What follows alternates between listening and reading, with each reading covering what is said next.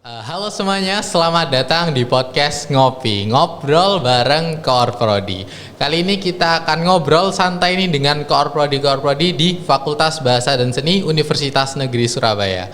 Sebelumnya kenalin aku Fikri, mahasiswa dari FBS tentunya. Oke, hari ini kita akan membahas seputar Prodi S3 Pendidikan Bahasa dan Sastra. Dan tentunya kita mendatangkan narasumber secara langsung, yaitu Koor Prodinya. Kita sudah bersama Bapak Profesor Dr. Suhartono. Selamat pagi Bapak. Selamat pagi Mas Fikri. Ya, bagaimana kabarnya hari ini Bapak? Alhamdulillah baik. Alhamdulillah baik. Senang sekali di sini saya sudah bertemu dengan Koor Prodi S3 Pendidikan Bahasa dan Sastra. Jadi hari ini kita akan membahas seputar prodi ini Bapak, dan juga menjawab pertanyaan teman-teman yang masih penasaran dengan prodi S3 Pendidikan Bahasa dan Sastra ini. Siap. Oke, langsung saja Bapak, untuk pertanyaan pertama saya ingin bertanya mengenai profil lulusan. Jadi lulusan dari prodi S3 Pendidikan Bahasa dan Sastra ini nanti bisa bekerja di bidang apa aja sih Bapak? Ya, terima kasih Mas Fikri. Mayoritas lulusan S3 Pendidikan Bahasa dan Sastra atau S3 PBS ya singkatannya adalah jadi dosen mereka. Dan dari pengamatan selama ini saya temukan bahwa mereka ya dengan kemampuan yang diperoleh ketika berstudi pada S3 PBS, mereka tidak hanya kompeten dari sisi akademik ya, mereka juga punya kompetensi lain termasuk dalam bidang manajemen gitu, sehingga banyak di antara mereka yang kemudian mendapatkan jabatan struktural di perguruan tinggi, bahkan ada yang menjadi rektor gitu ya, di perguruan tinggi swasta tertentu, ada yang menjadi kepala pusat lembaga penelitian dan pengabdian kepada masyarakat, ada pula bahkan ya yang menjadi wakil menteri sekarang seperti yang kita lihat, ada Prof. Fauzan, itu merupakan lulusan kita.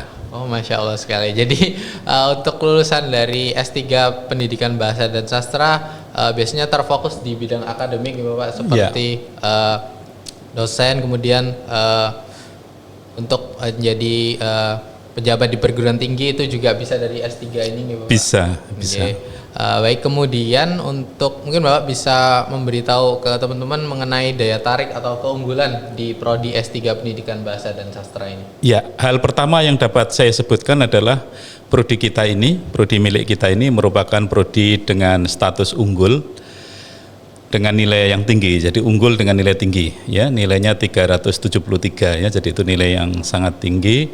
Dan nilai yang sangat tinggi itu memberikan jaminan ya secara tidak langsung bahwa kita telah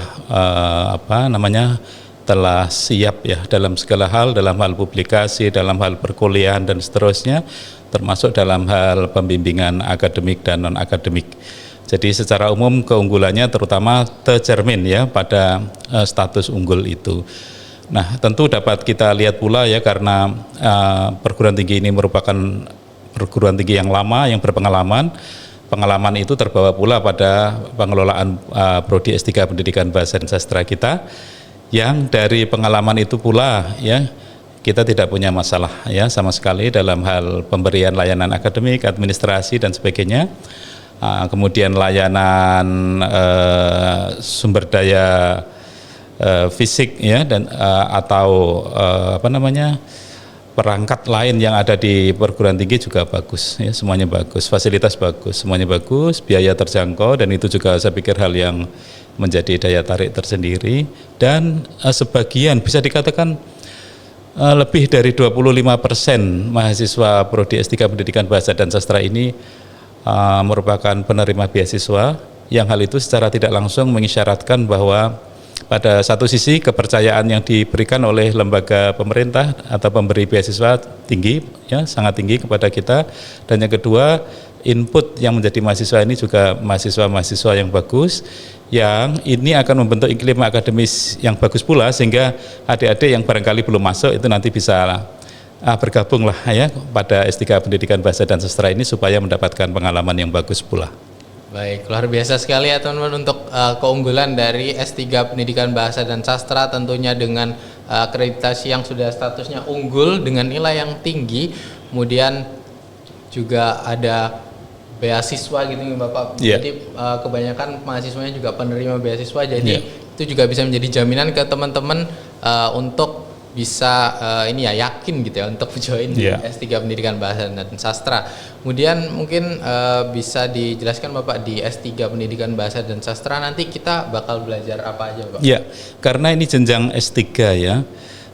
Pertama saya tambahkan bahwa 60% ya, bahkan lebih karena sekarang ini ada beberapa tambahan, 60% lebih pengajar pada S3 bergelar guru besar ya atau profesor, yang tentu saja hal itu mengisyaratkan pengalaman research, pengalaman publikasi juga bagus. Jadi hal yang dapat saya tawarkan kepada adik-adik yang sekarang akan masuk pada prodi S3 Pendidikan Bahasa dan Sastra adalah nanti ya adik-adik akan mendapatkan pengalaman terutama dalam bidang konten akademik ya, linguistik, sastra, kemudian pendidikan bahasa dan sastra, dan yang terpenting adalah penelitian tentu ya, karena penelitian ini penting sekali pada era ini, yang dengan penelitian yang bagus nanti adik-adik akan mendapatkan pengalaman ya untuk publikasi dan sebagainya.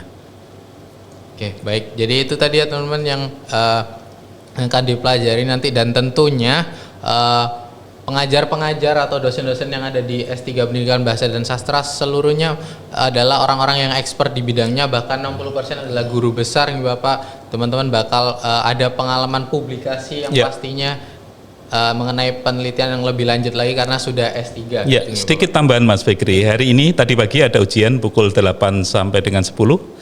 Mas Nasruddin dari Sulawesi Selatan, dari Makassar.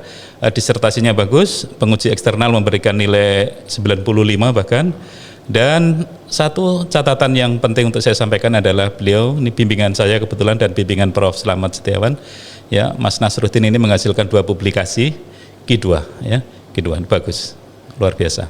Masya Allah, masuk Scopus Q2 ya Q2. teman-teman, sudah luar biasa sekali. Jadi lulusan dari S3 Pendidikan Bahasa dan Sastra sudah tidak bisa diragukan lagi ya teman-teman. Dan mungkin terakhir nih Bapak untuk closing statement buat teman-teman yang masih penasaran buat lanjut, mungkin Bapak ada sepatah dua kata mungkin ajakan untuk teman-teman buat join S3. Iya, untuk adik-adik yang sekarang dalam proses menimbang-nimbang banyak pilihan prodi tentu di Indonesia, dan satu di antara pilihan itu adalah prodi S3 Pendidikan Bahasa dan Sastra. Saya pikir tidak perlu menanti besok. Hari ini pula silakan datang, silakan daftar, dan kami siap bantu secara internal dengan layanan akademis yang humanis, dan tentu saja dalam banyak hal, terutama dalam hal akademis kami akan memberikan layanan yang terbaik, memberikan pendampingan, dan pada akhirnya nanti harapan saya adik-adik nanti bisa lulus ya kalau bisa 6 semester atau bahkan 5 semester. Insyaallah. Oke, baik.